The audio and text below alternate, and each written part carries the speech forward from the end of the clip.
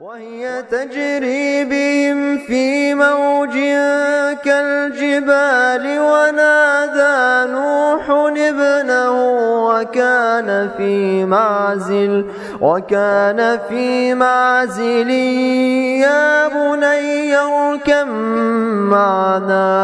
يا بني اركب معنا ولا تكن مع الكافرين. قال سآوي إلى جبل يعصمني من الماء قال لا عاصم اليوم من أمر الله إلا من رحم وحال بينهما الموج فكان من المغرقين.